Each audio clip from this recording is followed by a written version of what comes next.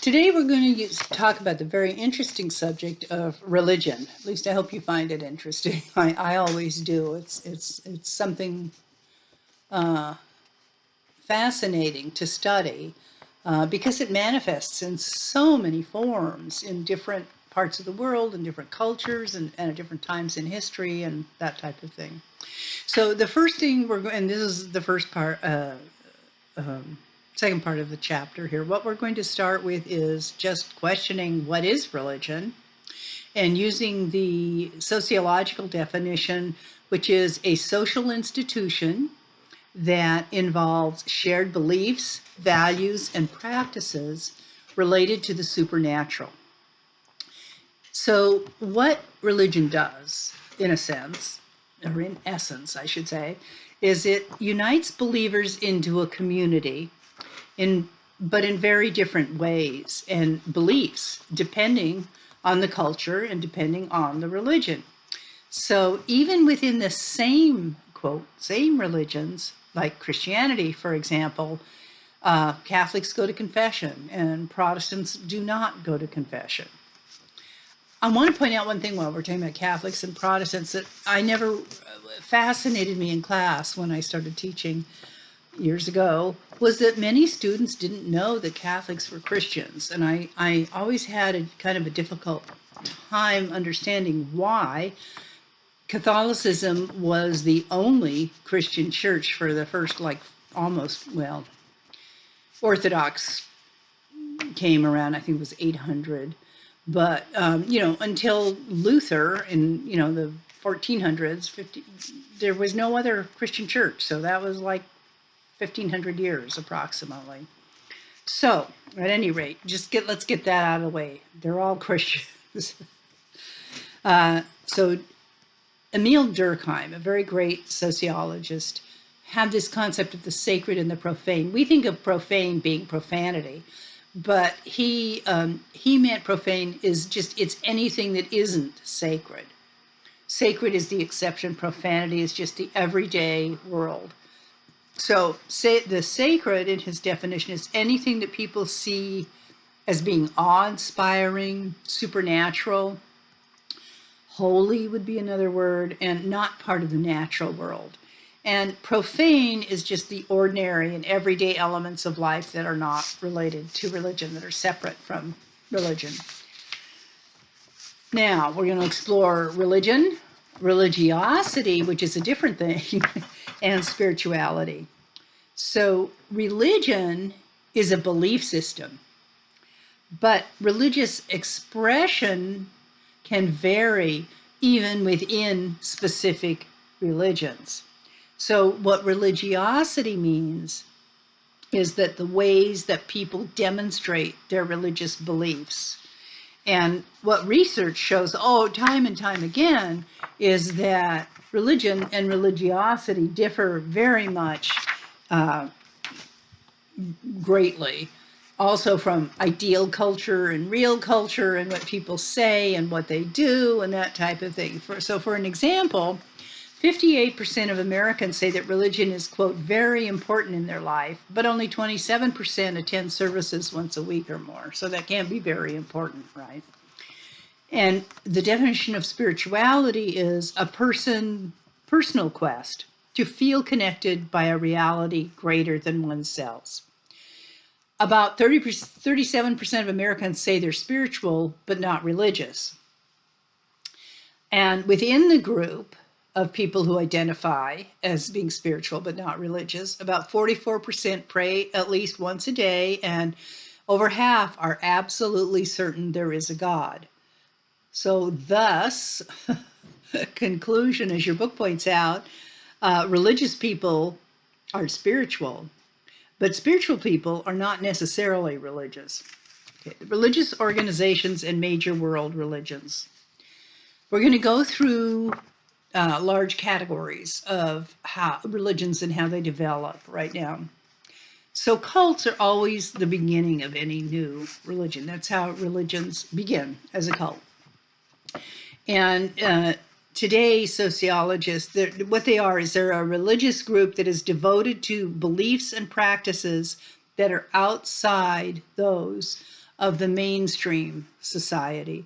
And of course, because they're outside the mainstream society, they're often horribly persecuted. If you think about early Christianity, it was outside the mainstream of Judaism. It was also outside the mainstream of Roman uh, beliefs. The Romans had kind of come to made an arrangement with the Jewish people and religions that they actually helped manage, the parts of the Roman Empire that landed in what we think of the Holy Land today and that type of thing. So the Romans weren't persecuting the Jews. They didn't rock the boat at that in those days in any way, shape, or form. They were part of the administrative state, et cetera, et cetera. But the Christian sect or cult made both of those religions extremely angry and threatened and upset. So they are cults that have beliefs and practices that are outside those accepted by mainstream society. And today, the term new religious cults are used because cult has a derogatory connotation. And as I said, pretty much all religions began as cults anyway. So one of the characteristics of a cult is that there's a charismatic leader. That's someone that the followers see as having exceptional powers or supernatural powers and qualities. So if you look at Jesus, for instance, as this charismatic figure, the early Christians, as I just said, were renegades and they broke away from Judaism. Muhammad was another highly charismatic figure and the founder of Islam. Most contemporary cults are fragmentary, loosely organized, they're temporary. Some develop into more lasting organizations. They use the Church of Scientology, for example, that has developed into a lasting organization that so many Hollywood types, belong to, and others. So sects are the next step up from cults. And that's a religious group that has broken away from an established religion. And the founders, it starts as a religion that's acknowledged as a formal religion. And then the sect breaks away from the parent religion because the founders of those sects are usually dissatisfied members of a larger religion. And they believe that the parent religion has grown too secular or that it's abandoned some of the key religious doctrines, etc. Some, probably most, are small sects and disappear in time, but others become established and they persist. And here's some examples from your text. The Amish, the Jewish Hasidim, Jehovah's Witnesses, Quakers, Seventh-day Adventists. And those are all sects that broke away from larger religions. Some of them even go on to become what is called denominations. What denominations are is a subgroup within a religion that shares its name and traditions, and it's generally on good terms, unlike sects, with the main group. So it can form very slowly or rapidly. It depends on geography, immigration, a country's birth rate, those type of things, how rapidly a denomination grows. But like sects, they have a professional ministry, but unlike sects, they view other religious groups as valid. They don't make claims that only they possess the truth, etc. These are denominations now. They tend to accommodate to the larger society rather than to dominate or change it. And as a result, people may wind up belonging to the same denominations as your parents or grandparents, i.e., let's take some Christian denominations. Let's take some Protestant Christian denominations. Presbyterians, it would be an example. Maybe your grandparents belong to the Methodists, Baptists, Lutherans, evangelicals, etc. Those are all denominations of Christianity, Protestant Christianity. And so now, the next largest stage of all of this are called churches. A church is a large, established religious group that has strong ties to mainstream society. So, just as in an elected president in the United States, the leader of a church, and we're talking about the large aspect of the church here, not just one single church, like the archbishop or the pope, whatever. The leadership is attached to the office, not to the person, not to the person that inhabits the office. So new generations constantly replace older ones, and the members still follow the tradition and authority of the head of the church rather than a charismatic leader, where the power resides in it. With a charismatic leader, the power resides in the person, not the office. In a church, it's a different thing, or in large political systems. So churches they're bureaucratically organized. They have formal worship services. They've trained clergy, maintain control over political and educational institutions. They often have schools and things of that nature. They're an integral part of the social order. From a functionalist, structuralist perspective, churches are one of the main things that maintain the social order in a society. So what has happened is that rather than being at odds with the ruling class and challenging them, generally, they they become dependent on the ruling class. Now, there are movements within different churches that do confront the ruling class. Creation spirituality in the Catholic Church, which is all about returning land to the poor in Latin America and things of that nature. That's not being in the pocket of the ruling class to want to return land to people whose land has been stolen, etc. So there are movements often within that are in resistance to that. But in general, churches support the ruling class, and the ruling class supports churches because they're a form of social control. Okay, so here's how the major religions fall out.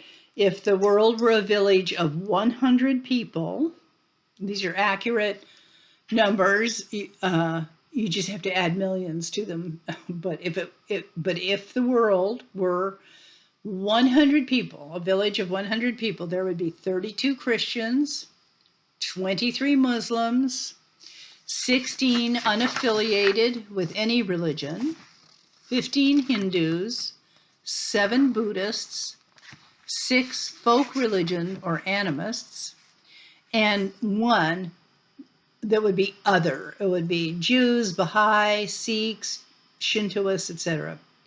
So here's what you might notice out of that. There's no group that's even close to being a majority, okay? Even though Christians number, what was this number? 32. So they're about 1/3 of world religions are Christians. Far, far from a majority. And in fact, therefore, 2/3 of the world are not Christians. Now they're broken up into different religions, but it seems to always surprise people, or often surprise people, to find out that Christianity is not not a majority religion in the world or something. So no group comes close to being a majority. Christianity is the third largest group is unaffiliated, non-Christian, and non-Christians outnumber Christians 2-1, as I just said. So 5 religions in the world have the greatest impact on economic, political, and social issues. There's figure 13.3 in this part of the chapter that you can look at, that's kind of a graph that explains it. Now, those 5 that have the greatest influence and impact in the world: Christianity, Islam, Hinduism, Buddhism, and Judaism. Now we're going to look at religion in the United States. So in the US, 90% of Americans say they believe in God. Once again, you have to think about ideal versus real culture. It's an important thing to attend to. So 90% of Americans say they believe in God, 8% say they don't, and 2% say they don't know or care. So for sociologists, those answers don't mean a heck of a lot, because there's no way to know if that's really accurate or not. A more accurate way to measure it is with three variables: religious belief, religious affiliation, and religious participation. So when you look at religious belief, 58% of Americans say religion is very important in their lives, but that's down from 75% in 1952. Religion is not important for agnostics. So what an agnostic is someone who doesn't know whether there's a God or not. They haven't made a decision about that, or they feel one can't know. I went to Catholic high schools for 4 years, although my family wasn't Catholic. But it was very interesting to me because I had to take religion, whether I was or not, for 4 years. And I know in religion, in one term, we learned the agnostic's prayer, which is kind of a put down. Oh God, if there is a God, save my soul if I have a soul. And I remember the nuns being much more upset with the idea of agnosticism than they were of atheism. They were much more upset with people and saw it as a greater sin, saying, I don't know if there's a God or not, but if there is one, save my soul, then saying definitely no, there is no God, which is what an atheist is, no God. And then there are other types of skeptics as well. But even so, approximately 25% of Americans, quarter of Americans, including some atheists and agnostics, embrace some aspect of Eastern or New Age spirituality. Things like reincarnation and meditation, astrology, and that type of thing. So that's religious belief. Remember, there were three characteristics. Now we're going to look at religious affiliation. So since 2000, the greatest declines of people who are affiliated with religion in the United States is among evangelicals and mainstream Protestants. 20% of Americans say that they have no religious preference or affiliation, and that's an increase from 8% in 1990. So, gee, that's just, 31 years. And it's almost, well, it's more than doubled from what people said about not having any affiliation. The nuns, which is a term for the unaffiliated, in a sense is to say, what religion are you? And you got a choice to mark none or in other forms. So that's what they're called, the nuns. They include such people that show up the most, marking themselves or identifying themselves as nuns of no affiliation with a religion. Asians, young people, males, political independents, those living in the Pacific and New England regions, so the left coast and the right coast, and college graduates, and people in higher income brackets. All of those people tend not to be affiliated with any particular religion or denomination. So about half the U.S. adults, especially those raised as Catholic or Protestants, have changed their religious affiliation since they were children, or don't have any religious affiliation anymore, about half of them. So now here's the third category, which tells us a little bit, which is religious participation. So among those, this is the U.S. again, who say that religion is important to them, almost a third of them seldom or never attend services. So the conclusion that sociologists and their social scientists have made about this issue of religion and what people say and what people do is that belief is more important to people than practice. So let's look now at characteristics of people of religious participation, people who do participate. So sex across all ages, all faiths, in 145 countries, across 145 countries, guess what? You probably know this. Women are more likely to be religious than men, i.e., saying that they believe in God, praying, attending services, and saying that religion is very important in their lives. In the US, both atheists and agnostics are much more likely to be male. I think that came up in another research study. There are many reasons that women tend to be more religious and attend religious services, etc. Through research: poverty, abuse, harder lives. They also live longer than men, and religiosity increases with age, kind of across all other demographics. So that's what are thought to be some of the reasons that women are more religious than men. Then when we get to age, so the first characteristic we looked at of participation in religion was sex. Now age is the next one, and 65 and older people are much more religious and attend more services weekly than younger people. Part of that, reasons for that, is that they grew up at times when more people attended church. So it's a habit, it's something they do and they take for granted to do. But they also have many more friends and relatives who are dying at that point as they get older. And so they're seeking spiritual comfort around that issue of death as they age as well, and the potential, and the, I won't say potential, but the reality of their own death approaching as well. So as you might imagine, millennials born after, we're still in age, millennials born after 1980, which is what is the definition of millennials, are less religious than their elders. For example, 32% of adults under 30 have no religious affiliation, compared with only 9% of adults 65 and older. So now another characteristic or category here is of religious participation is race and ethnicity. So African Americans are more religious, participate more in religion than any other demographic, racial, or ethnic group in America. The vast majority of them are Protestant, 40% are Baptist.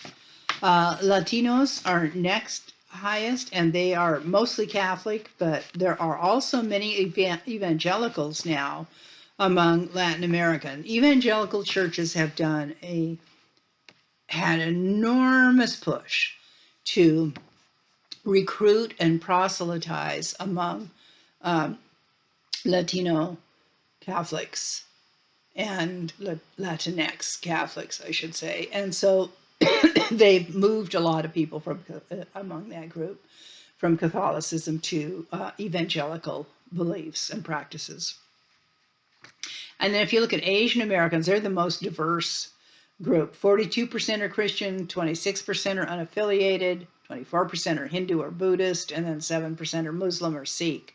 So there's also great variation across Asian groups. With Filipinos, 65% are Catholic, but if you look at Chinese Americans, 52% are unaffiliated. So those are broad statistics, but you have to look at the individual groups within Asian Americans as well, and then you see big discrepancies. Social class is huge. It is one of the primary factors in religious participation. And there's a figure 13.5 here to show that. I'm going to try and put something up in the classroom for you. That's a chart that shows income and education and religious affiliation by denomination, which is really interesting. So people with less education are more religious. That's just the way it is. Education and income are positively formulated, right? In America, generally, the higher your education, the higher your income. So if you say people with less education are more religious, you also know that the poorer you are, the more religious you tend to be. As education, and I would add, and income increases, the importance of religion decreases. Now, you probably know this term secularization. So this next section is saying, asking the question, is the society becoming so secular that religion is declining, or is it thriving? Well, there's two ways of looking at that, as there usually is with things. Let's look at secularization first, because that seems to be the trend. The greater trend is, yes, society is becoming more secularized. Religion is becoming less important. You saw that in all the statistics we just talked about and you read about in your book. So the evidence of secularization increasing and rising, both in the US and globally, is quite strong. Only 45% of Americans have confidence in church or organized religion, which is down from almost 70% in 1975, when 70% of Americans who attended religious services on Christmas Eve or Christmas Day when they were children don't in adulthood for the most part. There's 68% of people in the world say they're religious. That's down from 77% in 2005. That's a big drop in just a few years. Also, there's evidence of much greater what's called forced secularization worldwide, where governments, if the Soviet Union, I think, is the poster child for this when it was in existence. The government completely repressed religious practices in the Russian Orthodox Church. But today, over 64% of the world's population lives in countries with high government restrictions on religion, and that's an increase from 58% in 2007. So the trend is going towards oppression of or restriction on religion in many countries worldwide. Then the question we said we'd look at the other side is religion thriving? Well, some sociologists say that the idea of secularization, or I should say the process of secularization, is grossly exaggerated. And to support their argument, they say, well, 61% of Americans say it's important for members of Congress to have strong religious beliefs. That's an interesting one, isn't it? I think it is. Think about that. 83% support Christmas displays on government property, and 93 to 99% of people in the Middle East, Asia, and Latin America say believing in God is essential to morality. So that is the argument for thriving religion. So let's look at fundamentalism. Fundamentalism is the belief in the literal meaning of a sacred text, and all religions have a fundamentalist wing to them, people who are fundamentalists in them. So we're looking now, though, at American Christianity in this section. So almost 75% of Americans say that this is kind of mind-blowing too. 75% of Americans say that everything or almost everything in the Bible should be taken literally because it is the Word of God. Well, okay, I'm not going to get into that right now. I wish we were in a classroom where we could have a discussion about this. But there are some things in the Bible that if they are literal, are impossible, basically. So anyway, the U.S. Constitution, this is important to understand because we, once again, ideal versus real, right? Values. We have written into our Constitution a very strong directive about the separation of church and state. But over the years, since the Constitution was written, it's become much fuzzier. The boundaries are much fuzzier. So if you think about the Pledge of Allegiance, we're going to get into that in a moment, and I'll explain what I mean. That's one thing. Often in certain states, students are permitted to leave classes for religious instruction. Schools in some states support religious student clubs. There are faculty-sponsored after-school evangelical programs. And there's a growing number of privately funded, what are called religious dorms in public colleges around the country. One of the most divisive issues, however, which I'm sure you're familiar with, is creationism and how you teach science in public schools. That I'm not going to get into that right now, but that is a huge, huge issue.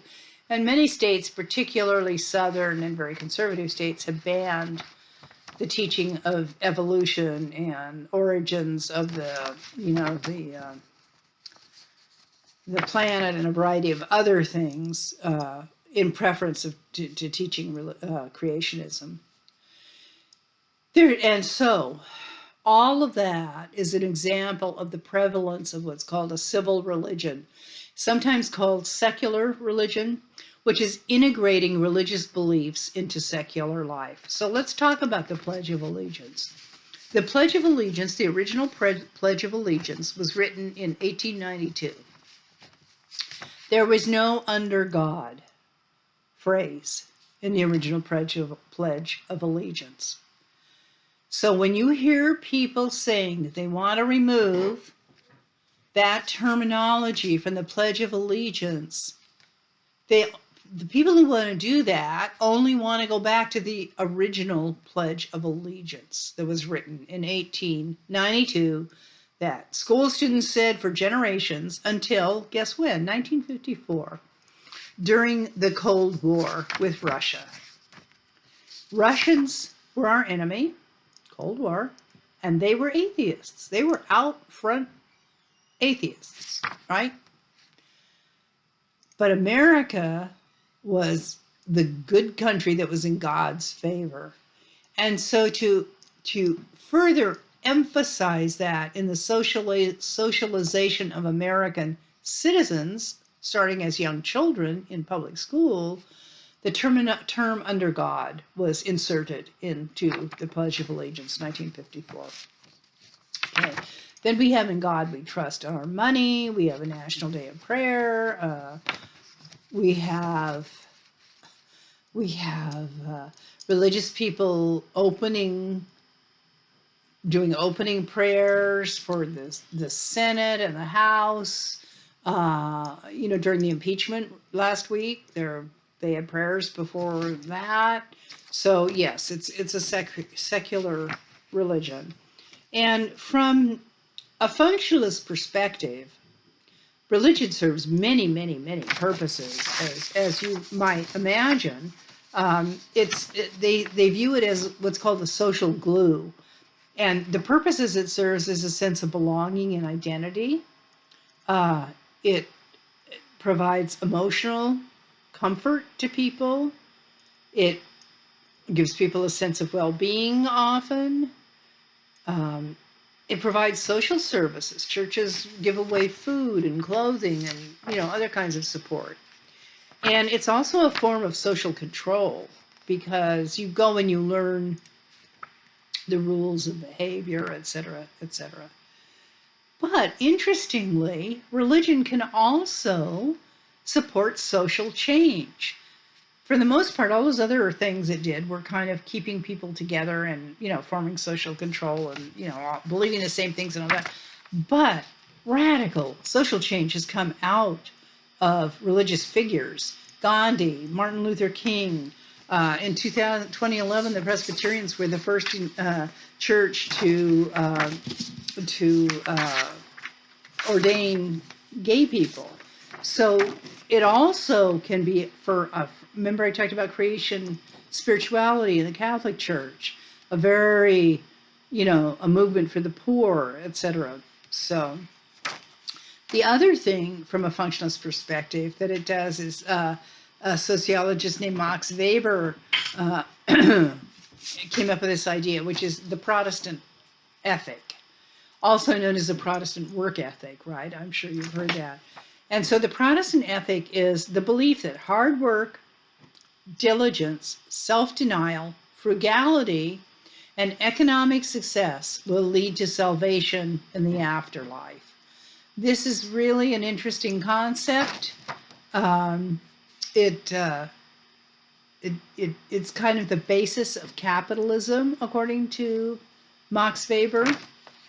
So it's really interesting. And it's one of the reasons when we get to the conflict theory, you'll see that Marx isn't so thrilled with it. But what are the dysfunctions of religion? They're huge. War, oppression, justification for slavery, burning witches, the women's Holocaust, or almost 300-year period of burning women at the stake. And it's called the Women's Holocaust because so many were burned at the stake. Why were they burned at the stake? Because they believed in a different religion. They believed in an earth-based religion. They were pagans. I mean, we could go on and on and on. And religious wars occur today still. Look at the Serbs and the Croatian, Muslims and Christians, just slaughtering each other. And there are other examples, of course, unfortunately today happening. So that's the functionalist theory. The conflict theory, you've probably heard this term that Marx said that religion was the opium of the people. He didn't say that. He said it was the opiate of the people, because opium is an opiate, but Marx didn't use that term. And what do opiates do? They put you to sleep. So basically, Marx said religion is a nice way to keep people just kind of trucking along. And then you wait for rewards in the afterlife, right? That's where you get your rewards. Life may be hell here, but be good and you'll be rewarded when you're dead, after you're dead. So that's why he called it the opiate of the people, Karl Marx. And he also had this concept of that's called false consciousness, which acceptance of a system of beliefs. What false consciousness is acceptance of a system of beliefs that prevents people from seeing and protesting oppression. Isn't that a powerful concept that is applied in so many different categories of life and social life, not just religion? False consciousness, for instance, is not getting that if you work for a corporation and you don't have a union, the union is going to abuse you, but you affiliate with the employer rather than with your fellow workers. So that's an example of false consciousness, that it prevents you from seeing and protesting oppression. And I think the seeing, I underlined that in my notes, that's the most crucial thing. Is if you can't see it, you can't protest it. If you don't get it, if you're not aware of it, then you can't do anything about it. And then from a conflict perspective, religion justifies intolerance and violence, and we just talked about that. And the other thing that the conflict theory points out is that religion promotes social inequality. Now, there are movements within them, as I've talked about, social justice movements, and you look at all those social change movements that we talked about with functionalism. But in general, religion supports the dominant groups, which we also talked about with functionalism. They go hand in hand, the power elite and large churches and denominations, to control society and protect their own interests. Now, the feminist theory is the next theory. And you know what I wrote in my notes? Don't get me started, because, I could go on for a whole week of class periods talking about how religion has treated women historically. At least the main monotheistic religions, which is Judaism, Christianity, and Islam. Monotheistic, one God. Women used to be very powerful spiritual leaders in pre-monotheistic times, and even during the change to Judaism. Part of what you read about in the Old Testament is the awfulness of goddesses and goddess worshiping types, and of peoples, and women having spiritual power.